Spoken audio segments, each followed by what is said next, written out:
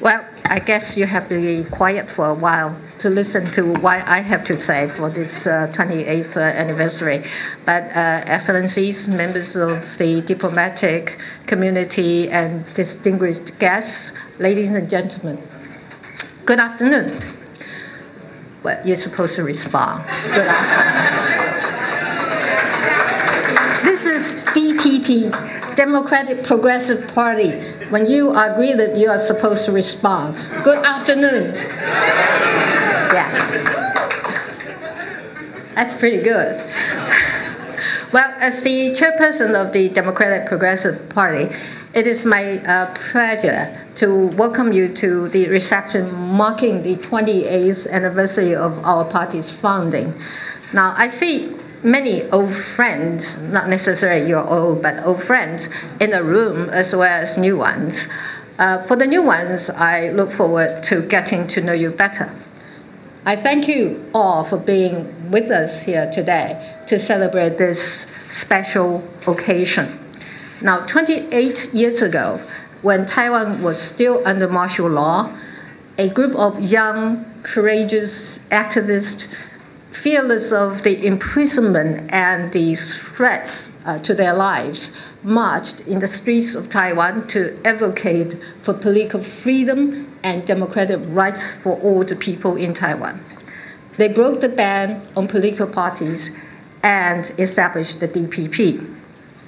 The DPP has always played an essential part in Taiwan's progressive path. And the party has come a long way since September 28, 1986, from street demonstrations, rallies, and political movements to head of government, and then as Taiwan's largest opposition party. Now, through trials and tribulations, the DPP's steadfast commitment to democracy and to bettering the lives of the Taiwanese people has never faltered. Now, the DPP has played a very important role in pushing for structural change in Taiwan's political system. Now, with the support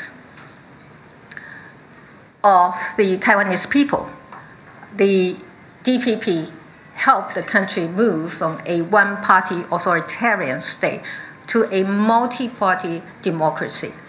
Now, more importantly, the DPP played an imperative role in promoting policies that brought about a fundamental improvement in the quality of life in Taiwan. Over the years, the validity and appeal of our positions have been tested through public debates and elections. The DPP now stands stronger than ever with confidence and resilience. Our democracy is not perfect, as manifested by recent political events and social movements.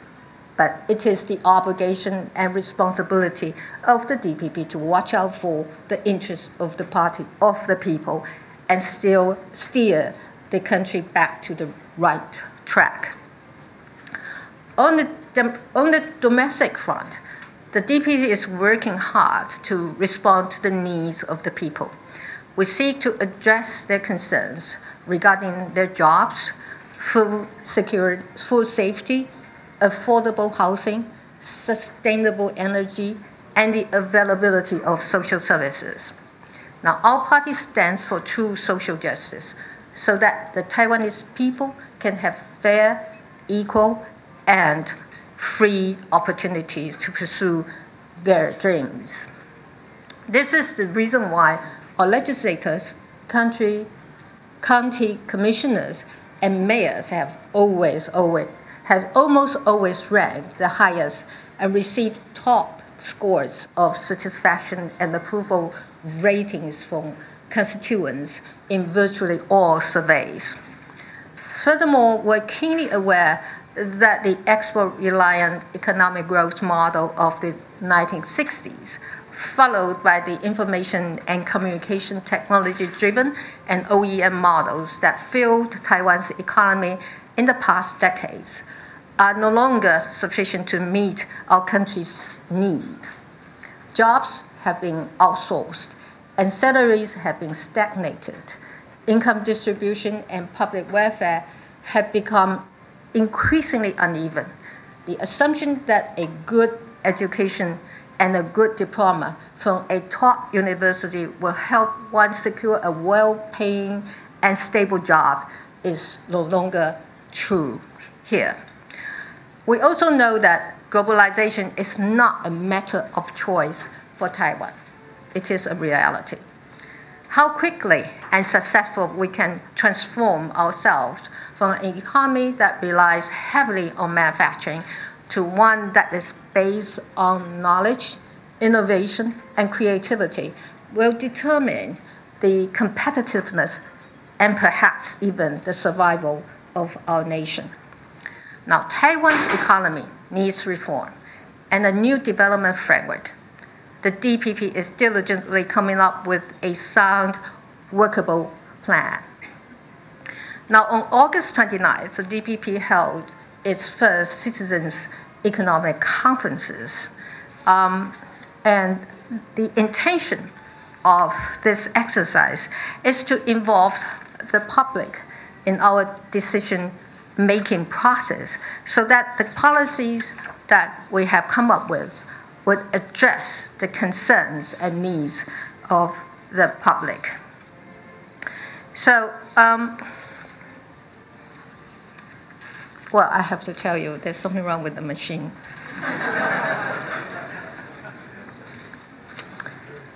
So I have to go back to my script. In these series of economic conferences to address issues like the local economies, including how are we going to restructure our agriculture sector to make it competitive and in a more open and globalized market. Now, we also deal with issues that are structured in nature and that affects our global competitiveness as well. Now, the conference also elicited the participation of civil groups, business owners, academics, and experts. Now, through those conferences, we'll work towards a public consensus in answering questions about the objective of economic development and how our model for the future growth should look like. In the past, economic planning often occurred without public input. We now know how important it is to bring the desires and concerns of the public back into the process to ensure that our goals align with those of the society. Now, we also want to harness globalization, but we also want to make sure that its fruits are enjoyed by all, not just a few. That is why we also welcome comments and inputs from our international friends and representatives here in Taiwan. After all, we are all in this together. And we want to make sure that Taiwan can do its part to ensure this process is beneficial for us here and for our friends and partners. We have also taken the lead in supporting environmental protection and championed for policies to support an energy plan that is more sustainable, clean, and renewable. Internationally, we place no greater priority than in the maintenance of peace and stability in the Asia-Pacific and across the Taiwan Strait. As an island nation, Taiwan has actively engaged the world over the centuries. We seek to continue that process by reaching out to the world and to advocate for Taiwan's meaningful participation in regional and global organizations. This is why the DPP supports Taiwan's participation in the TPP as well as RCEP. Our efforts of engagement also include seeking to establish constructive dialogue with China. Our engagement with China will be consistent, responsible, and predictable, not only to the international community and to China, but most importantly, to the people of Taiwan.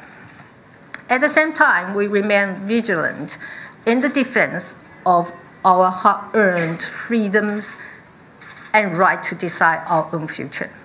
We'll do what is necessary to ensure that the people of Taiwan continue to enjoy such liberties. We support more investment in what it needs to secure Taiwan's defense. We also understand the value of conflict avoidance and intend to redouble our efforts to help bring solutions to long-standing disputes, such as in the South and East China Sea, that threaten to destabilize this all-important region. We also stand for Taiwan as a responsible ally to our friends. Taiwan's immediate responses to floods in the Philippines and the tsunami in Japan show that the people of Taiwan are willing and reliable international partners.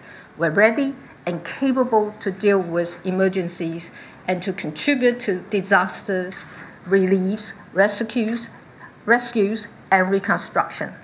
And we want to do more as the many challenges posed by global warming and man-made disasters become more complex and frequent.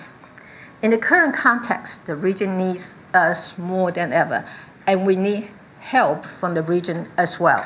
We intend to make sure that we are ready if called upon.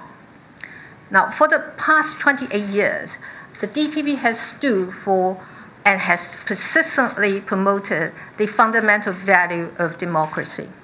The DPP also worked tirelessly to enhance Taiwan's international participation, and we hope our international friends will lend us their support.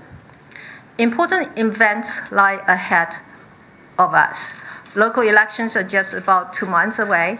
If you look around, you will see colleagues from my party, as well as some of our policy advisors. We have a solid team, and collectively we'll work not only to win elections, but more importantly, to ensure that we carry Taiwan forward and make Taiwan a better place. Taiwan's democracy needs your support. And in us, I assure you that you will find a reliable partner, a friend who is capable of contributing to democracy and progress around the world. Now, without further ado, I thank you all for joining us today to witness the DPP's transformation and growth and to celebrate our 28th anniversary. So I'd like to propose a toast. Have you got your wine or drinks? Right, so to friendship and democracy. Thank you. Thank you.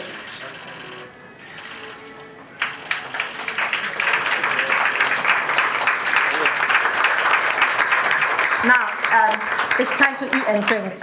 Enjoy yourself. Thank you. Thank you, Chairperson Tsai. Now we do have plenty of food and drinks prepared, so please do enjoy yourselves for the rest of the reception. Thank you very much. Thank you.